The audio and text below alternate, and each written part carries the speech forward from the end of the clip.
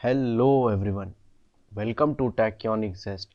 Next हम पढ़ेंगे part 2 of chapter 1 shapes around us. तो स्टूडेंट्स, अगर आप लोग हमारे चैनल में नए हो तो हमारे चैनल को सब्सक्राइब करो और जो नोटिफिकेशन आइकॉन है उस पर भी क्लिक करो।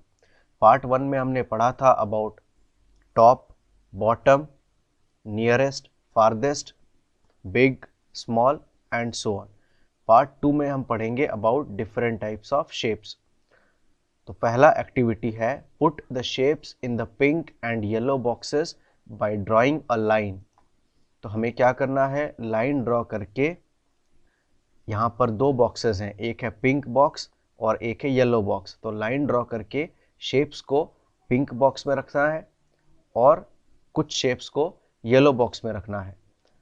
तो इस तरह के शेप्स को हम पिंक बॉक्स में रखेंगे और इस तरह के शेप्स को येलो बॉक्स।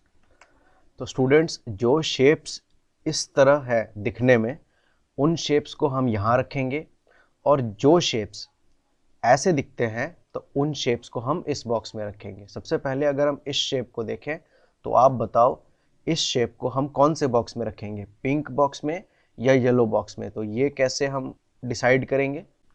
तो ये पता करने के लिए देखो ये शेप कैसा दिखता है। क्या ये इस शेप जैसा दिखता है या इस वाले शेप जैसा दिखता है? तो आंसर इज ये शेप इस वाले शेप जैसा दिखता है। तो इसीलिए लाइन ड्रॉ करेंगे यहाँ से यहाँ, मतलब इस बॉक्स को या इस शेप को इस पिंक बॉक्स में रखेंगे। नेक्स्ट, अगर मैं इस येलो बलून की बात करूं तो आप बताओ इस येलो बलून को मैं कौन से बॉक्स में रखूं, पिंक बॉक्स में रखूं या येलो बॉक्स में रखूं? तो देखो कि ये जो शेप है वो किस शेप से मिलता जुलता है। क्या ये इससे मिलता जुलता है या फिर ये इससे मिलता जुलता है? आंसर इज ये पिंक बलून, ये येलो बलून सॉरी, इस शेप से मिलता जुलता है, इसीलिए इसे हम इस येलो बॉक्स में रखेंगे। नेक्स्ट, अगर मैं इस शेप की बात करूं तो आप बताओ इस शेप को मैं कौन से बॉक्स में रखूं, पिंक बॉक्स में या येलो बॉक्स में? आंसर इज ये शेप इस वाले शेप जैसा दिखता है, इसीलिए इसे हम पिंक बॉक्स में रखेंगे। तो यहाँ से एक लाइन ड्रॉ करो और इसे पिंक बॉक्स में रख दो। नेक्स्ट, अगर मैं इस वाले शेप की बात करूँ तो ये है एक टोमेटो। तो ये रेड कलर की टोमेटो है। तो स्टूडेंट्स, आप बताओ इस शेप को मैं कौन से बॉक्स में रखूँ, इस बॉक्स में या इस बॉक्स में? तो वो देखने के लिए आपको देखना पड़ेगा ये जो शेप है वो इस वाले शेप जैसा दिखता है या इस वाले शेप जैसा।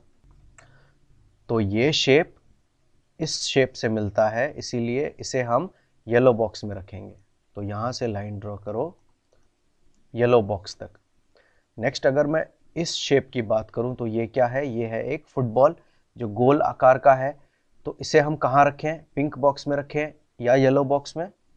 तो ये जो फुटबॉल है वो इस वाले शेप से मिलता जुलता है या इस वाले शेप जैसा दिखता है, इसीलिए इस बॉल को हम इस वाले बॉक्स में रखेंगे, मतलब इस शेप को हम येलो बॉक्स में रखेंगे।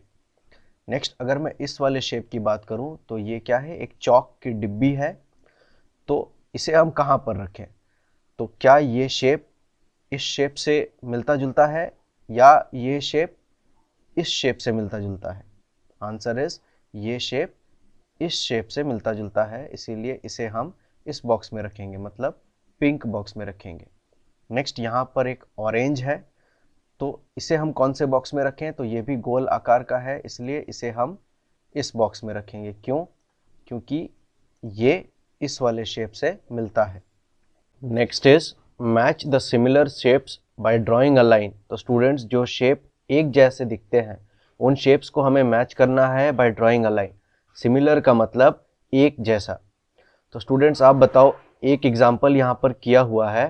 तो जैसे इस शेप को उन्होंने इस वाले शेप से मैच किया है क्योंकि वो दोनों ही एक जैसे दिखते हैं। तो यहाँ पर और हमारे पास तीन शेप्स हैं, 1 2 3, और यहाँ पर तीन शेप्स हैं, 1 2 3। तो इन शेप्स को हम मैच करेंगे इन शेप्स के साथ। सबसे पहले अगर हम इस वाले शेप को देखें तो इस शेप को हम कौन से शेप से मैच करेंगे? तो ये वाला शेप इस वाले शेप जैसा है, इसलिए इसे हम इस शेप से मैच कर देंगे। नेक्स्ट और कौन कौन से शेप्स हैं, तो एक ये शेप है, तो इस शेप को आप कौन से शेप से मैच करोगे, तो इस वाले शेप को हम इस शेप से मैच कर सकते हैं या फिर इस शेप से मैच कर सकते हैं। तो आप बताओ हम कौन से शेप से मैच करें। तो अगर हम इस शेप को इस शेप से मैच करें, तो अगर ये बॉल अगर आप देखो तो ये साइज में छोटा है as compared to this one, ये बड़ा है, तो एक जैसे होने चाहिए, इसलिए इसे हम इसके साथ मैच करेंगे। तो दोनों ही लगभग एक जैसे बड़े हैं और दोनों ही गोल आकार के हैं, तो दीज आर सिमिलर शेप्स। अगर इस वाले शेप को देखो तो ये भी गोल आकार का है और ये भी गोल, तो इस शेप को हम इस वाले शेप से मैच कर देंगे। Next is sorting. तो स्टूडेंट्स यहाँ पर हमको क्या करना है, यहाँ पर हमें शेप्स को सॉर्ट करना है। Sort shapes bye joining with similar shapes. तो सिमिलर का मतलब एक समान या एक जैसे, तो जो शेप्स एक समान है या एक जैसे हैं उन सारे शेप्स को हमें सॉर्ट करना है। सॉर्ट का मतलब छटाई करना या छांटना, तो उन सबको छांट करके एक साथ रखेंगे। जैसे अगर हम इस वाले शेप को सबसे पहले देखें, तो आप बताओ कौन कौन से शेप्स हैं जो इस शेप के जैसे हैं या इसकी तरह हैं। तो कौन कौन से शेप्स हैं जो इस जैसे दिखते हैं, तो एक ये शेप है, तो हम इसे इसके साथ मैच कर देंगे। और कौन से शेप्स हैं, तो एक यहाँ पर ये शेप है जो बिल्कुल इसके जैसा है, तो इसे इसके साथ ज्वाइन करते हैं। और क्या कोई और शेप है, तो यहाँ पर एक शेप है जो बिल्कुल इसके जैसा है, तो यहाँ पर हम ज्वाइन करेंगे।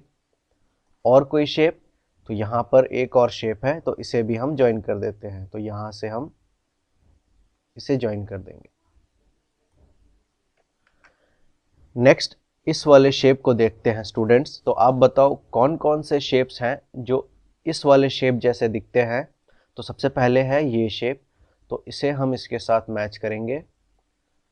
और कौन से शेप्स हैं जो ऐसे दिखते हैं, तो ये शेप, तो ये शेप भी इसके जैसा है, तो इसे मैच करेंगे। क्या कोई और शेप है, तो यहाँ पर एक शेप है, आप देखो, जो बिल्कुल इसके जैसा है दिखने में, तो इसे भी हम मैच कर देंगे। तो यहाँ से भी आप एक लाइन ड्रॉ करो। नेक्स्ट हम इस वाले शेप को देखते हैं। तो कौन कौन से शेप्स हैं जो इसके जैसे हैं या इसके समान हैं। तो सबसे पहला है ये शेप, तो इसे हम इसके साथ मैच करेंगे। तो चलिए हम इसको मैच करते हैं। और क्या क्या शेप्स हैं, तो एक ये शेप है जो पहले से उन्होंने मैच कर रखा है। नेक्स्ट और क्या शेप्स हैं, तो एक ये शेप है जो इसके जैसा है, तो इसको यहाँ से मैच करते हैं। और क्या शेप्स हैं, तो यहाँ पर एक मैचस्टिक है जो इसके जैसा है थोड़ा बहुत, तो इसीलिए हम इसे भी इसके साथ मैच करेंगे।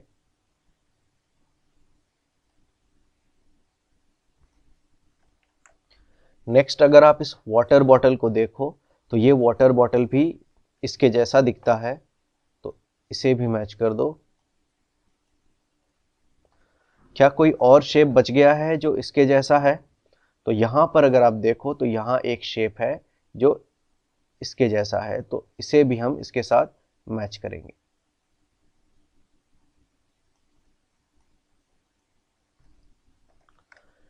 नेक्स्ट अगर हम इस शेप को देखें, तो इस शेप को कहते हैं कोन, CONE, कोन। तो कौन कौन से शेप्स हैं जो इस जैसे दिखते हैं, तो स्टूडेंट सबसे पहले यहाँ एक शेप है, आप देखो, जो इस तरह का है, तो इसे हम इसके साथ मैच करेंगे। तो चलिए हम उसको मैच करते हैं।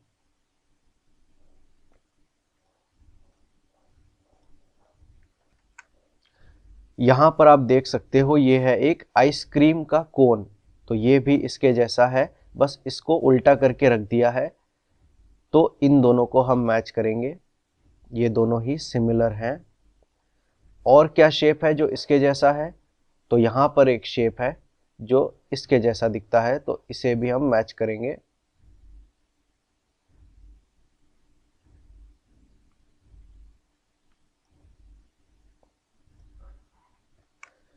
Next is make pairs of similar shapes. जो भी सारे शेप्स एक समान हैं या एक जैसे हैं उनके पेयर्स हमें बनाने हैं, मतलब उनके जोड़े बनाने हैं। तो यहाँ पर हमें दो चीज़ों को एक साथ मैच करना है और वो दोनों आपस में एक जैसे होने चाहिए। जैसे यहाँ पर उन्होंने इसको इससे मैच किया है क्योंकि ये दोनों एक जैसे दिखते हैं, और दो हो गए मतलब क्या हुआ, पेयर बन गया। दो का मतलब हुआ एक पेयर। तो हमें इस तरह के पेयर्स बनाने हैं। तो सबसे पहले अगर हम इस वाटर बॉटल को देखें तो इसे हम बताओ किसके साथ मैच करेंगे ताकि पेयर बन जाए। तो इसको हम मैच कर सकते हैं इससे, तो यहाँ पर एक पेयर बन जाएगा इन दोनों का, और ये दोनों सिमिलर शेप्स हैं। तो और हम क्या क्या पेयर्स बना सकते हैं स्टूडेंट्स? तो यहाँ पर अगर आप देखो तो इस वाले शेप को हम इस शेप से मैच कर सकते हैं और यहाँ पर एक हम पेयर बना सकते हैं।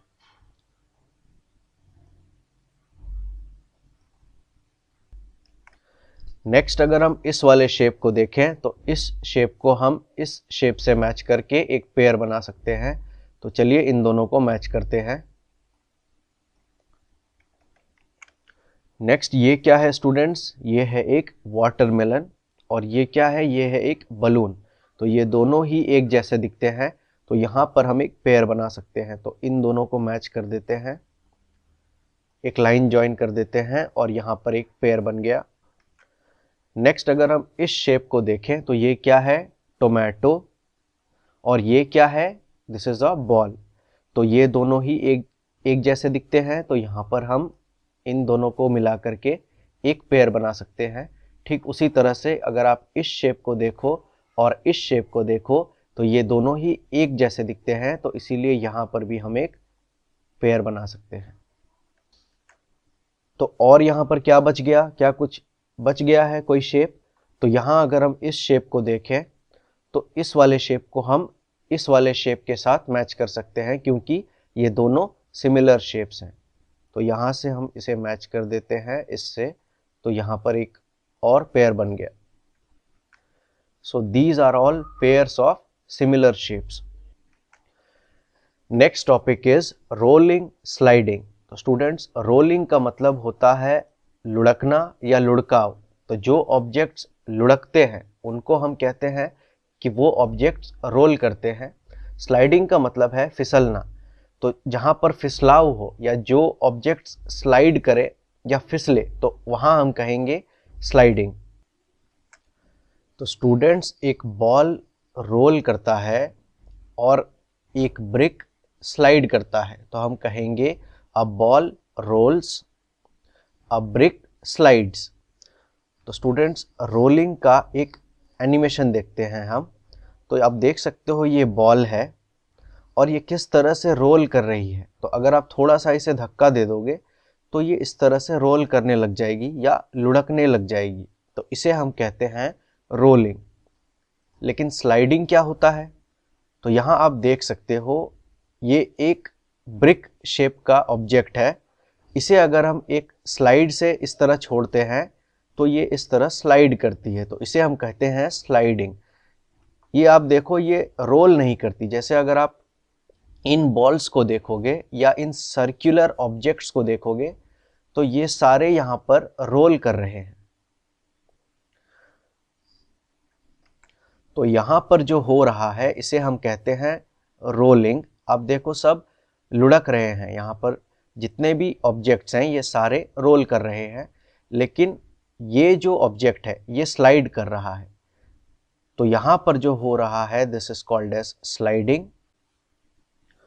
सो the ball rolls and the brick slides. So इसी कॉन्सेप्ट की बेसिस पर हम कह सकते हैं that this ball will roll and this brick will slide. ठीक उसी तरह से यहाँ पर कुछ क्वेश्चंस हैं। So tick the objects that will roll. तो जो ऑब्जेक्ट्स यहाँ रोल करेंगे उन ऑब्जेक्ट्स को हमें टिक करना है। मतलब अगर आप एक एक करके इन ऑब्जेक्ट्स को ऐसे किसी स्लाइड पर रख करके छोड़ दोगे तो क्या वो रोल करेंगे या फिर क्या वो स्लाइड करेंगे, तो ये हमें यहाँ पर पता करना है। तो आप बताओ स्टूडेंट्स, कौन कौन से ऑब्जेक्ट्स हैं जो रोल करेंगे अगर हम उनको स्लाइड पर रख करके छोड़ दें। तो ये एक पेंसिल है, तो ये दिस ऑब्जेक्ट विल रोल। ये क्या है, this is a football, this will also roll. और ये ऑब्जेक्ट भी रोल करेगा। ये जो ऑब्जेक्ट है ये रोल नहीं करेगा। Why? Because this object will slide. अगर आप इस ऑब्जेक्ट को इस स्लाइड पर यहाँ रख दोगे तो वो कुछ इस तरह से नीचे आएगा, जिसे हम कहेंगे sliding. Next is tick the objects that will slide. तो उन ऑब्जेक्ट्स को टिक करना है जो स्लाइड करेंगे। तो कौन कौन से ऑब्जेक्ट्स स्लाइड करेंगे स्टूडेंट्स? ये ऑब्जेक्ट। तो दिस ऑब्जेक्ट विल स्लाइड और बाकी सारे रोल करेंगे। नेक्स्ट यहाँ पर एक स्टोरी है students about a wise grand mother. तो इस स्टोरी को साथ में पढ़ते हैं। वाइज का क्या मतलब होता है स्टूडेंट्स? वाइज का मतलब है बुद्धिमान, समझदार। तो वाइज का अर्थ होता है बुद्धिमान या समझदार।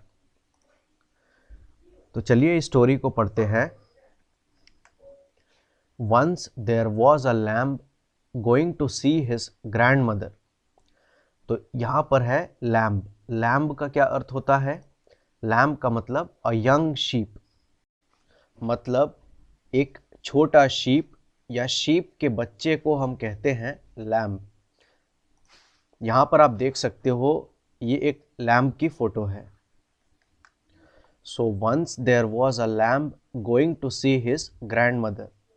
एक बार एक लैम्ब अपनी ग्रैंड माँ से मिलने जा रहा था। On the way through the jungle he met a wolf. रास्ते में एक जंगल पड़ता है, वहाँ से जाते वक्त उसकी मुलाकात एक वुल्फ से होती है। तो वुल्फ क्या है स्टूडेंट्स? तो वुल्फ का मतलब है भेड़िया। और वुल्फ कैसा दिखता है? तो वुल्फ कुछ इस तरह दिखता है। तो जंगल के रास्ते जब लैम्ब अपनी ग्रैंडमा से मिलने जा रहा था तो उसकी मुलाकात एक वुल्फ से होती है, जिसे हम कहते हैं भेड़िया। तो वुल्फ कहता है I am going to eat you. मैं तुम्हें खाने जा रहा हूं या मैं तुम्हें खा जाऊंगा। यह सुनकर लैम्ब कहता है please let me go, I am going to meet my grandmother, you can eat me when I return.